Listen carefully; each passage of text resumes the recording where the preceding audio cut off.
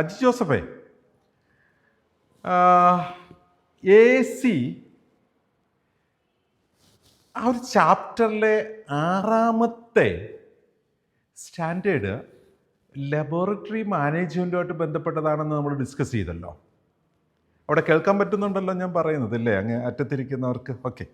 അപ്പോൾ ആ ഒരു സ്റ്റാൻഡേർഡ് നമുക്ക് മനസ്സിലാക്കേണ്ടത് ഒരു ലാബിൻ്റെ കൃത്യമായ പ്രവർത്തനം എങ്ങനെ നടത്തണം എന്നതാണ്. അതിനകത്ത് AC 6F എന്ന് പറഞ്ഞ 6ാമത്തെ ഒബ്ജക്റ്റീവ് എലമെൻറ്റ് ജീവിതത്തിൽ ഏറ്റവും പ്രധാനപ്പെട്ട ഒരു കാര്യത്തെക്കുറിച്ചാണ് പറയുന്നത്. അത് ഈ ഇൻവെസ്റ്റിഗേഷൻ്റെ കാര്യത്തിലും പ്രധാനമാണ്. സമയം നമ്മുടെ ജീവിതത്തിൽ ഒരിക്കലും തിരിച്ചു പിടിക്കാൻ കഴിയാത്തത് സമയമാണെന്ന് നമുക്ക് എല്ലാവർക്കും അറിയാം. ഒരു പേഷ്യൻറ്റിനെ സംബന്ധിച്ചിടത്തോളം അയാളുടെ ക്രിട്ടിക്കൽ കണ്ടീഷനിൽ സമയത്തിന് നമ്മുടെ സാധാരണ ജീവിതത്തേക്കാൾ മൂല്യമുള്ളതുകൊണ്ട് നമുക്ക് ആ സമയം ഒട്ടും നഷ്ടപ്പെടാതെ കൃത്യമായും റിസൾട്ടുകളെ പ്രൊവൈഡ് ചെയ്യാൻ കഴിയണമെന്നാണ് ഇവിടെ പറയുന്നത്. ആ സമയത്തിന് വേണ്ടിയിട്ട് നമുക്ക് അല്പം പോലും കാത്തിരിക്കാൻ പറ്റാത്തതുകൊണ്ട് അത്യാവശ്യം വേണ്ടുന്ന അത്രയും സ്റ്റാഫുകളെ നമ്മളവിടെ ഉപയോഗിക്കുകയും വേണ്ടുന്ന അത്രയും എക്യുപ്മെൻറ്റ്സ് അവിടെ പ്രൊവൈഡ് ചെയ്യുകയും ചെയ്തുകൊണ്ട് ഒരു റിസൾട്ട് സാമ്പിൾ റിക്വസിഷൻ മുതൽ സാമ്പിൾ കളക്ട് ചെയ്യുന്നത് വരെ എടുക്കുന്ന സമയത്തിനപ്പുറം എങ്ങും ഡിലേ വരാതെ ഒട്ടും സമയം നഷ്ടപ്പെടുത്താതെ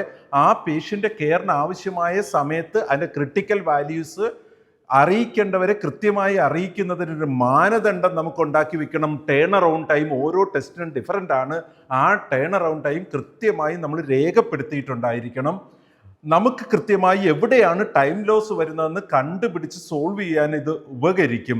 സോ വ്യത്യസ്തമായ ടെസ്റ്റുകൾക്കുള്ള വ്യത്യസ്തമായ ടേൺ അറൗണ്ട് ടൈം അങ്ങനെ എഴുതി വെക്കപ്പെട്ട് സോഫ്റ്റ്വെയറിലുള്ളതുകൊണ്ട് ഗ്രേപ്സിൽ നിങ്ങൾക്ക് കാണാൻ പറ്റും ടേൺ അറൗണ്ട് ടൈം കൊടുക്കാനായിട്ട്. അവിടെ കൊടുത്തിട്ടുണ്ടെങ്കിൽ ആ ടെസ്റ്റ് വെയിറ്റിംഗ് ടൈം കഴിഞ്ഞാൽ നമ്മളെ അലർട്ട് ചെയ്യും.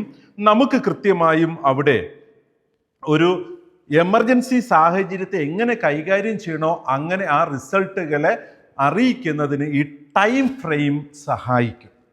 പ്രത്യേകമായിട്ട് എടുത്തു പറഞ്ഞാൽ ആ ട്രീറ്റിംഗ് ഡോക്ടർ ക്രിട്ടിക്കാലിറ്റി എങ്ങനെയാണോ ഡിഫൈൻ ചെയ്തത് അങ്ങനെ അറിയിക്കാനായിട്ട് ആ ടൈം ഫ്രെയിം നമ്മൾ ഉപയോഗിക്കണമെന്നതാണ്.